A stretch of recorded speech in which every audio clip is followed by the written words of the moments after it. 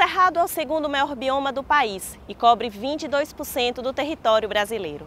Nele estão as nascentes de dois importantes rios, o São Francisco e o Tocantins.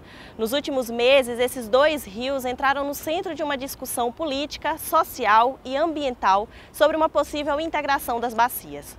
Nesta edição do Meio Ambiente, você vai conhecer esta proposta que está diretamente ligada ao bioma da Caatinga. Acompanhe agora. O encontro das águas do rio Tocantins com o rio São Francisco é uma discussão antiga, mas foi somente no final de 2017, logo após a Comissão de Constituição e Justiça e de Cidadania da Câmara aprovar um projeto de lei de autoria do deputado federal Gonzaga Patriota, que o assunto ganhou repercussão nacional, discutido no Congresso, na mídia e na sociedade civil. A ideia, segundo o projeto inicial, é que as águas do rio Tocantins sigam até Garganta, na Bahia, e de lá para o leito do Rio Preto, até o Rio Grande, onde desembocariam no Rio São Francisco, na cidade de Barra, município baiano.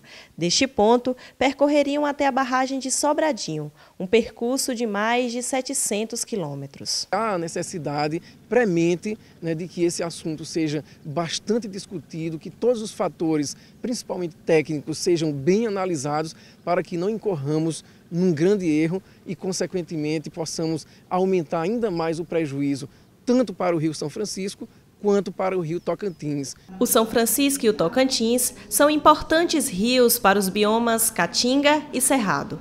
Apesar de tão diferentes em extensão, vazão e biodiversidade, eles têm sofrido algo parecido nos últimos anos. O baixo nível da água por conta do longo período de estiagem nas duas regiões e a ação humana. Um deles é a captação irregular da água.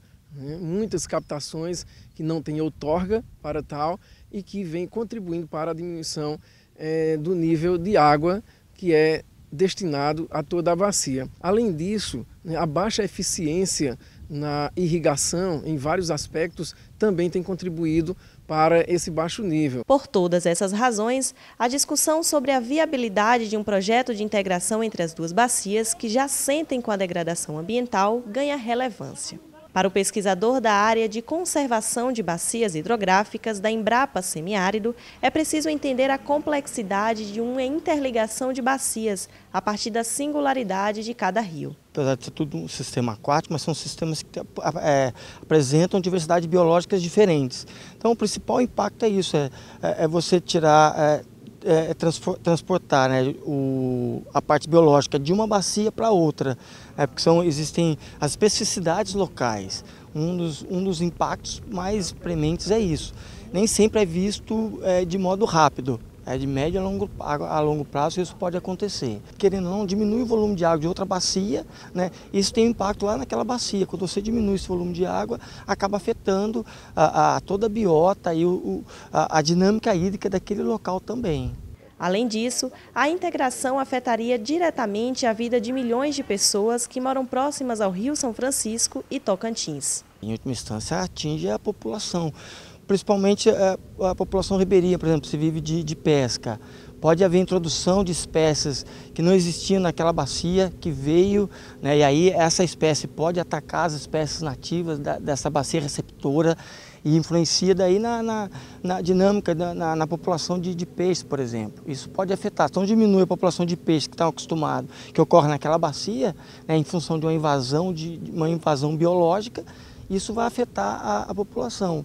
O Ministério da Integração Nacional, órgão responsável pela infraestrutura hídrica do país, foi procurado pela TV Caatinga, mas apenas enviou nota informando que o governo federal irá selecionar empresa que produzirá o estudo de viabilidade técnica, econômica e ambiental.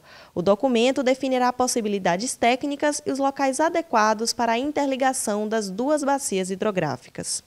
O estudo de viabilidade é o primeiro passo para que a integração das bacias do Tocantins e São Francisco aconteça de fato.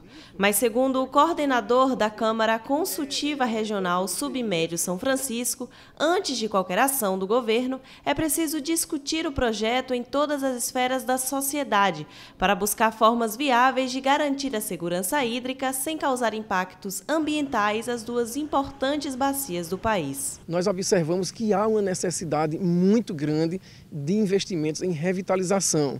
né, ações para que possamos executar os planos municipais de saneamento básico, para evitarmos o lançamento de efluentes, de esgotos no rio, para que possamos recompor as matas ciliares e assim contribuirmos para que tenhamos um aumento do volume e da qualidade de água, tanto para a irrigação quanto para o consumo humano. Então, é um projeto polêmico que merecerá, né, um nível muito grande e abrangente de discussões, inclusive consultando os estados de onde, né, essa água partirá, como por exemplo o estado do Tocantins e as comunidades que estão à beira daquele rio, que por sinal também vem sofrendo um processo de degradação muito grande, e é exatamente por isso que é preciso um estudo muito aprofundado para que possamos ter, né, quem sabe, a execução de um projeto que seja viável, né, mas que não contribua para a degradação dessa outra bacia tão importante para o nosso país.